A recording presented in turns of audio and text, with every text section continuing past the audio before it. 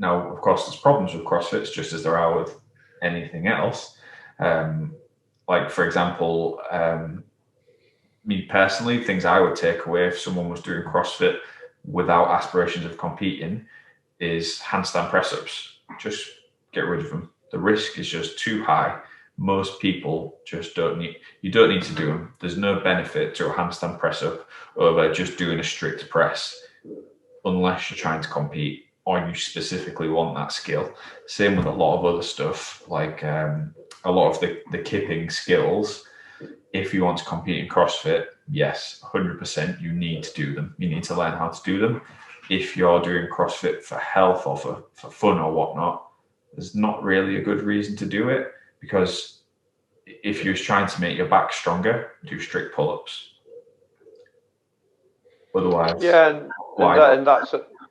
yeah, definitely. That's a good point as well, because CrossFit, when you look to, if you want to do it casually, fine, but if you want to compete, there's a massive skill element involved as well, and the kipping stuff and the handstand stuff.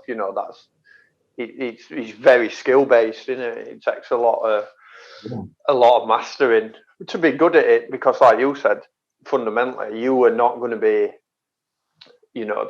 the pull-ups is a good example. There's nobody going to stay there and do 500 strict pull-ups. No. So imagine how big your back would be. That's the thing, though. Like, it's what's your goal? Like, is your goal to go in and have a good workout so you feel a bit sweaty, you've had a good time with your friends, you're staying healthy?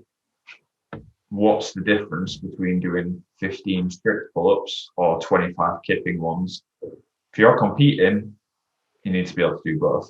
If you're not competing, just do them strict. Like, it's safer, you get more results out of them, and it's more repeatable as well. Now, I'm definitely not bashing CrossFit at all. Like I said, I think it's fantastic.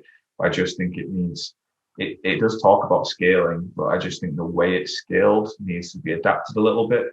So some examples of scaling that I've seen is people who can't do strict pull-ups are taught kipping pull-ups.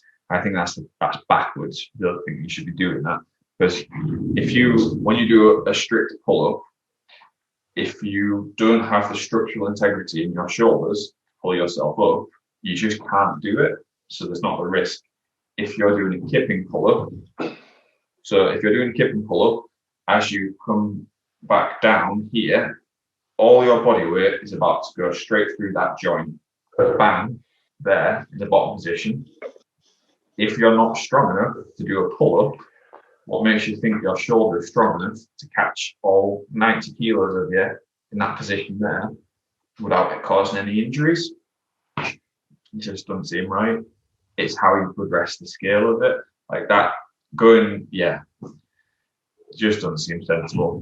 It's like taking a baby who can't walk and just like kind of pushing them down a ramp and hoping that they'll be able to run on the way down because they're moving fast. It doesn't make any sense.